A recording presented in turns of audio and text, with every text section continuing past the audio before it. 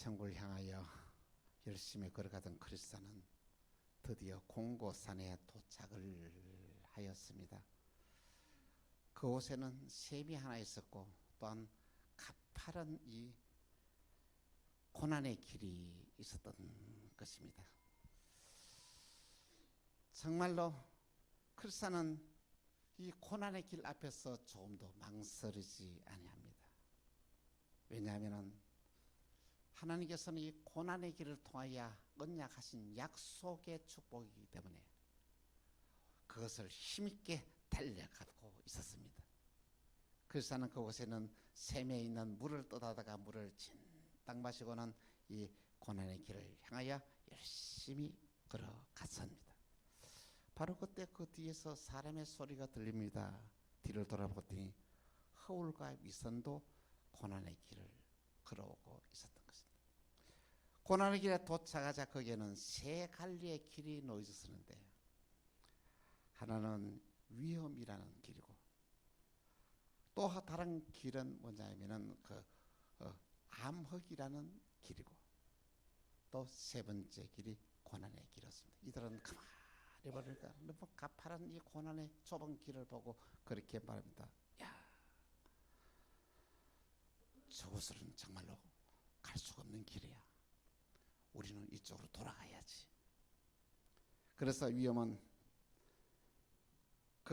정말로 허울은 위험의 길을 선택하여서 그 길을 가고 또한 위선은 암흑의 길을 선택해서 그 길을 가게 되었던 것입니다. 그런데 이들의 선택이 잘못되었습니다. 위험의 길을 선택한 이 허울은 깊은 골짜기에 들어가서 빠져나오지를 못하고 헤엄쳤고 암흑의 길을 선택한 이 위선은 그 들판에서 그냥 쓰러져서 일어나지를 못했던 것입니다. 고난의 길을 선택한 이 크리스찬은 정말로 가파른 길을 올라가면서 그렇게 말합니다. 그래, 하나님은 우리에게 감당하지 못할 시험은 결코 주시지 않아. 내가 이 길은 반드시 걸어가서 승리하리라 이렇게 외치면서 오히려 찬송을 부르면서 이 고난의 길을 걸어갔던 것입니다. 그런데 그 앞에다가 말이야 그 정자가 하나 쫙 이렇게 있더니 그 정자 밑에서 이렇게 이 의자가 놓여졌습니다. 이야, 하나님께서 말이야 순례자에게 쉴 수 있는 이 공간을 허락해 주셨구나. 그러면서 이 정자에 앉아서 이렇게 쉬면서 지나온 날의 그런 삶을 되돌아봅니다. 자기가 입었던 천사의 빛은 옷을 바라보면서 참 위로를 얻고 천사가 그에게 준 이 두루마리를 피면서 말씀을 통하여 셈을 얻었던 것입니다. 철로역정 20번째의 내용입니다. 여러분, 사람들은 누구나 편안하고 안락한 길을 가기를 원합니다. 힘들고 어려운 고난의 길을 가기를 다 싫어하고 거역을 합니다. 왜냐하면 거기에는 고통이 따르기 때문에 힘이 들기 때문입니다. 그래서 할 수만 있다면 사람들은 어떻게 하면 좀 편할까? 어떻게 하면 좀 쉬울까? 쉬운 길, 편한 길을 사람들은 선택을 합니다. 그런데 믿음으로 살아가는 사람들은 다릅니다. 믿음으로 살아가는 사람들은 고난을 두려워하지 않습니다. 편안하고 안락한 길을 선택하는 사람들은 평범한 사람들이 선택하는 길이요.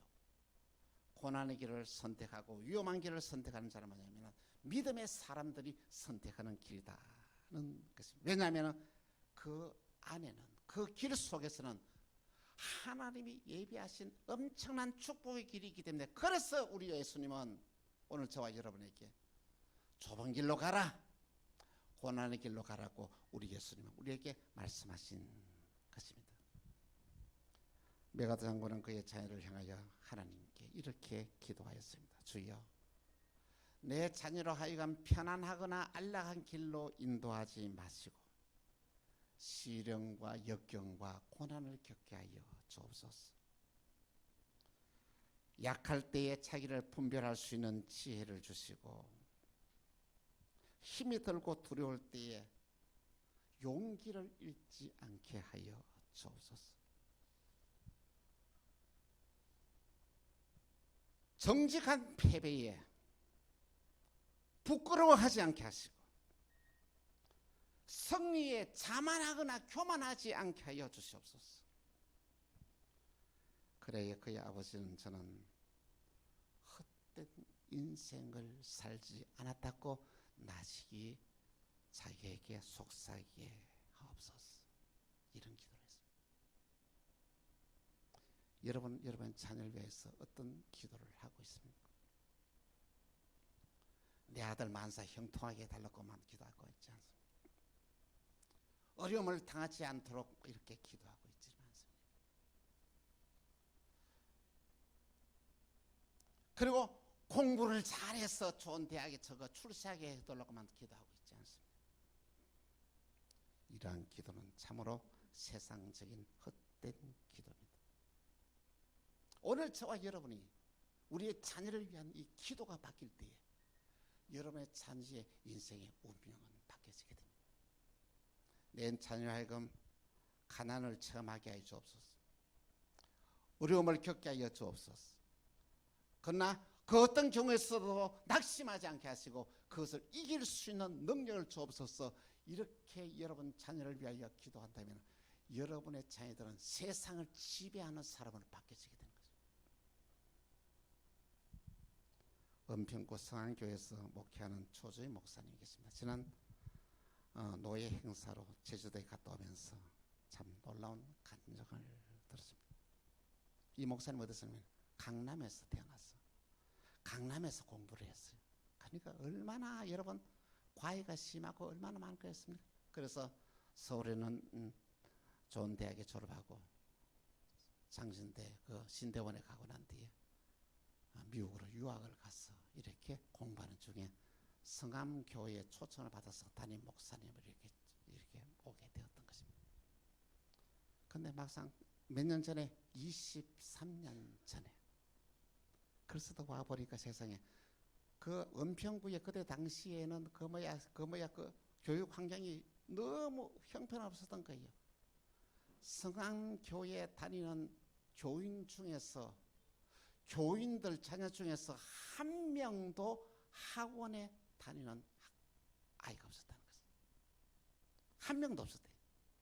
성암교회에 나오는 장로님, 집사님, 교인들 중에서 그의 자녀 중에서 학원에 다니는 사람이 한 명도 없었다는 거예요. 그래서 이 목사님과 그의 사모님은 그렇게 결단합니다. 그래, 이런 환경에서 우리 자녀 좋은 대학에 보내기 위해서 과외를 시키는 건 잘못한 것이야. 우리도 그렇게 하지 말자. 그러고 난 뒤에 한 번도 그들은 그들은 다 초등학생이 있겠죠. 초등학교부터 중학교, 고등학교입니다. 학원에 보내지를 않았다는 것이죠. 그러면 어떻습니까? 스스로 자녀들로 하여금 공부할 수 있도록 만들었다는 것이죠. 그러면서 학원에 보내비를 어떻습니까? 그 아이의 이름으로 이렇게 통장을 만들어서 저축을 계속 해줬다는 것이죠. 그게 어떻게 되겠습니까? 그들이 원하는 대학에 못 들어갔을 거예요. 학원 한 번도 안 보냈는데 아니죠. 그들이 원하는 대학에 들어가고 정말 잘 자랐습니다. 여러분, 이게 교육입니다. 오늘 저와 여러분들이 이 세상에서 생각을 바꾸고 마인드를 바꾸면 여러분의 인생의 운명이 바뀌어지게 된다는 것입니다. 여러분의 자녀들로 하여금 스스로 공부할 수 있는 아이로만 바뀌어주면은 다 헤쳐나가요. 그렇게 해야 되는 거예요. 부모의 강요에서 억지로 해가지고 그렇게 해가지고 좋은 데 들어간들 그 인생이 바뀌지 않습니다.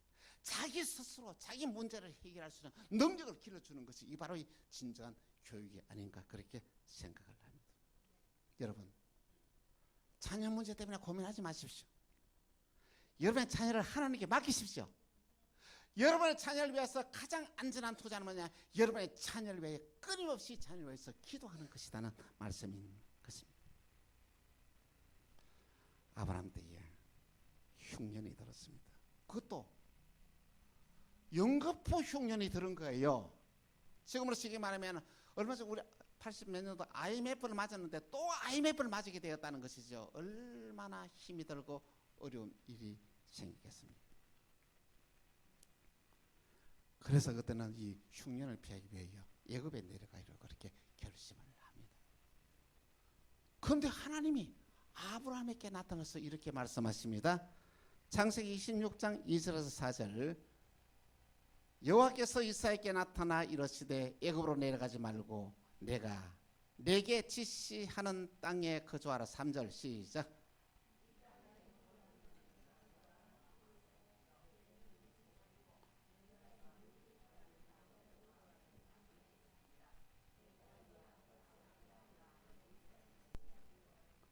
사절 시작. 내 자손을 하늘의 별과 같게 번성하게 하며 이 모든 땅을 내 자손에게 주리니 내 자손으로 말미암아 천하 만민이 복을 받으리라 하리라. 이 아브라함의 특색이 뭐냐면요, 하나님이 어떤 말씀을 하시든지 간에 토를 달지 않습니다. 하나님이 어떤 말씀을 하시든지 간에 그대로, 이 아브라함은 그대로 순종을 합니다. 그래서 이 아브라함은 하나님 말씀 따라 순종하여 그 그랄 땅에 거하게 되었던 것입니다. 먼저 첫 번째로 급장이 이삭입니다. 이삭이 부인이 너무 미인이었어요. 몸매도 날씬할 뿐만 아니라 피부도 좋고 얼굴도 너무 미인이었던 것입니다. 그런데 이삭의 부인인 리브가를 보고 난 뒤에는 거기에 있는 그랄 사람들이 몰려와서 이렇게 이삭에게 말합니다. 여보세요, 저 여자가 누구요? 이렇게 묻는 거예요. 그러면 어떻게 말해야 됩니까? 저 여자 내 부인이죠. 왜냐하면 그때는 이삭에게는 이 자식이 없었단 말이야. 자식이 없었으니까, 나이가 좀 들어도 자식이 않았으니까 그 미모 유지하지 않았습니까? 그러니까 이삭이 뭐라면, 그가 내 부인이라고 말하지 않고 내 누이 동생이라고 말한 거예요. 여러분, 남자가 결혼을 했으면은 그 부인을 지켜야 될 의무와 책임이 있지 않습니까? 근데 자기 부인을 향하여 뭐라고 했다고요? 내 누이 동생이라고 이야기했는 거예요.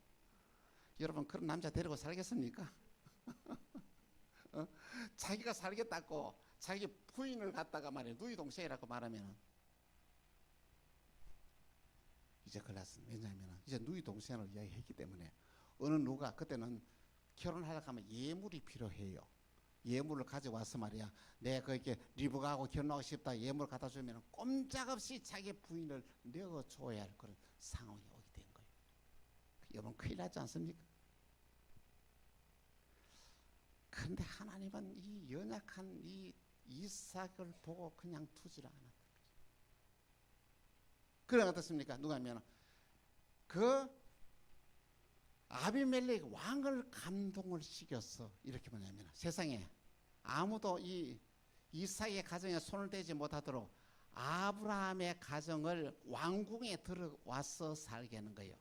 블레셋 왕, 이게 뭐냐, 아비멜렉의 왕궁에 거기서 들어와서 살게 하는 거예요.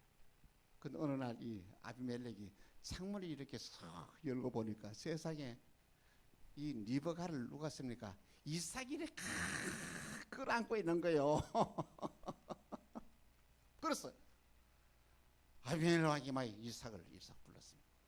아니, 누이 동생이라고 네가 이야기하지 않느냐? 근데 도대체 리브가가 누구냐 하니까 사실은 내 아내라고. 그런데 내가 내 아내라고 말하면은 그럴 사람들이 나를 죽이고 내 아내를 빼앗을 것을 겁이 나서 내가 그렇게 말했다고 하니까 세상에 아비멜렉 왕이 이렇게 말합니다. 창세기 26장 11절에 보니까 이렇게 같이 시작.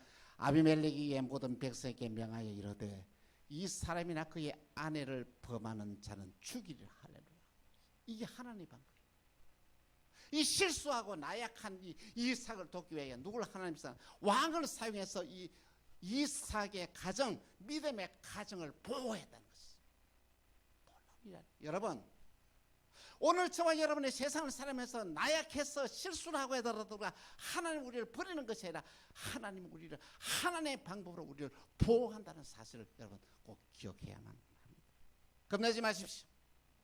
하나님 여러분의 가정을 책임집니다. 하나님 여러분의 가정을 보호하십니다. 이 믿음의 확신을 가지고 살아가면은 여러분들 모든 위기에서 여러분들이 보호를 받을 수가 있다는 말씀인 것입니다. 그렇습니다. 하나님은 믿음의 가정의 식구들을 하나님의 방법으로 지켜주시고 보호해 주셨던 것입니다. 두 번째로 위기를 기회로 만든 이삭입니다. 흉년을 거듭한 이삭은 살아갈 길이 막막했습니다. 그래서 그는 애굽으로 내려가서 이 흉년을 피하려고 이렇게 했습니다. 그런데 하나님이 어땠습니까? 애굽에 내려가지 말라고 했잖아요. 그래서 그 아래 머물렀던 것입니다. 하나님 나를요 그 아래 머물라고 했는데 내가 어떻게 해야 됩니까? 하나님께 기도해야 되니 하나님께서 이삭에게 지혜를 주는데 너가 가지고 있는 재능을 활용하라는 것이죠. 여러분 이삭이 가지고 있는 재능이 뭐예요? 이 우물 파는 재능이 있는 거예요. 우물 파는 기술이 있는 거예요. 보십시다. 그때 당시에 흉년은 왜 흉년이 왔는가 하면 비가 오지 않아서 농사를 파종할 수 없어서 이 흉년이 왔는데 사람들은 할 일 없어서 다 놀고 있어요. 그리고 좋은 땅도 아니라 전체 다 하나도 파종하지 못하고 놀고 있는데 이삭이 어떻습니까? 적은 비용을 들어서 사람들을 불러다가 우물을 파가지고 여러분 그 물로 가지고 그 해에 농사를 지었는데 세상에 하나님께서 그 한 해의 농사를 얼마나 축복하셨느냐 하면은 창세기 26장 12절에서 13절에 이렇게 말하고 있습니다. 같이 시작. 이삭이 그 땅에서 농사하여 100배나 얻었고 여호와께서 복을 주심으로 그 사람이 장대하고 왕성하여 마침내 거부가 되어 할렐루야. 여러분 사람의 운명이 바뀌는 것은 순식간. 여러분 지금 힘들고 지금 어디가 있더라도 하나님이 함께 하시면 여러분 이거 바꾸는 것은 순식간이 되는 것이에요. 여러분 이삭은 흉년을 만났는데 흉년 때문에 큰 거부가 된 거예요. 하나님이 여러분에게 지혜를 주시고 하나님이 여러분이 함께 하시면 여러분 모든 위기는 쉽게 해결해 나갈 수 있다는 사실을 여러분 꼭 기억하시기를 부탁드립니다. 자, 여러분 보십시오. 다른 사람들은 아무도 농사를 짓지 못했는데 이삭은 큰 분이 되었습니다. 곡식이 비쌌을까요? 쌌을까요? 비싸죠. 엄청나게 비싸겠다. 그리고 이 비싸게 곡식을 하고 그 돈을 얻었습니까? 또 재택 투자를 했는데 짐승에다도 재택 투자를 해서 그러니까 순식간에 이 이삭의 가정이 큰 거부가 되었다는 말씀인 것입니다. 여러분 오늘 저와 여러분에게 위기가 찾아옵니까?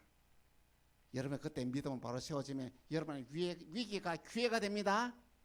여러분에게 찾아오는 모든 위기를 기회로 만드는 믿음의 역사가 여러분에게 나기를 주 예수 이름으로 축원합니다.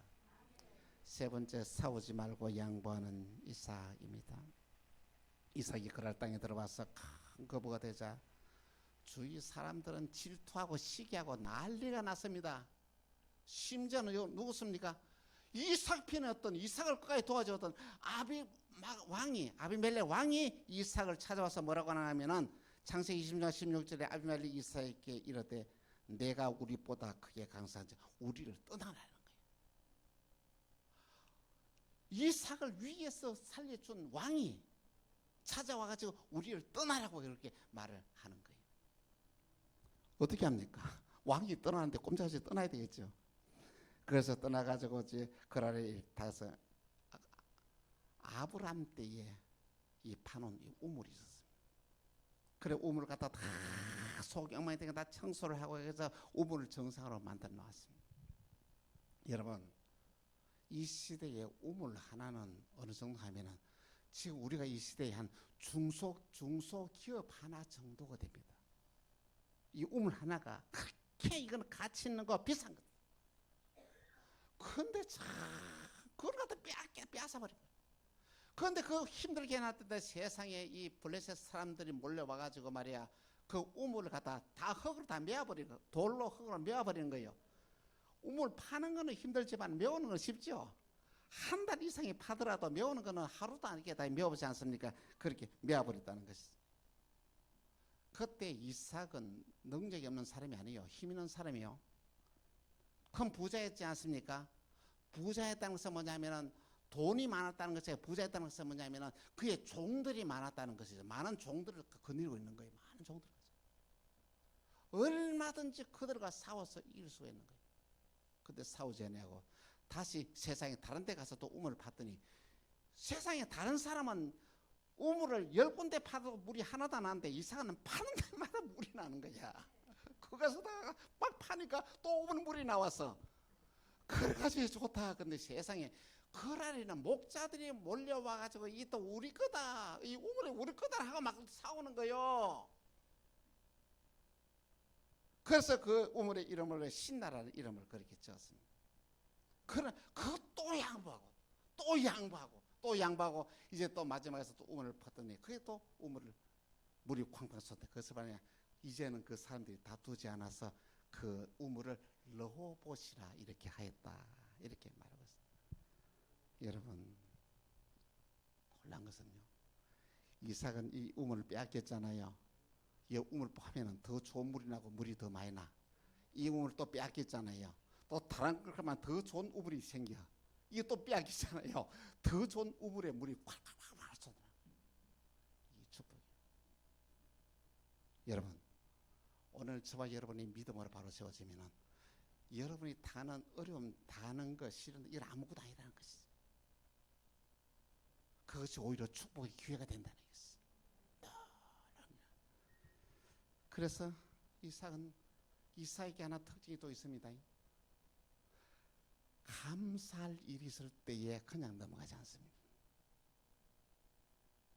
감사할 일이 있을 때 하나님께 감사의 예배를 드리기 위하여 브엘세바로 올라갔어요.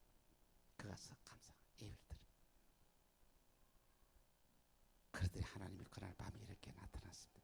창세기 26장 24절 25절에 그 밤에 여호와께서 그에게 나타나 이르시되 나는 내 아버지 아브라함의 하나님이니 두려워하지 말라. 내 종 아브라함을 위하여 내가 너와 함께 있어 내가 복을 주어 내 자손을 번성하게 하리라 하신지라.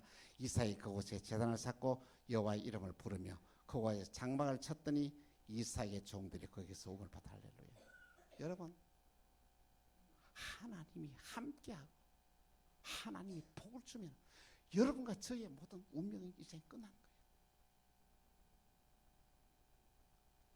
이뿐 아닙니다. 하나님께서는 그 위에 세상에 자기를 그렇게 떠나러갔던 아비멜렉 왕이 그의 장관들을 데려와서 이렇게 이삭을 찾아와서 이렇게 화해를 요청합니다. 뭐라고 말하냐면은 여호와께서 너와 함께 하심을 우리가 보았다. 이 중요합니다.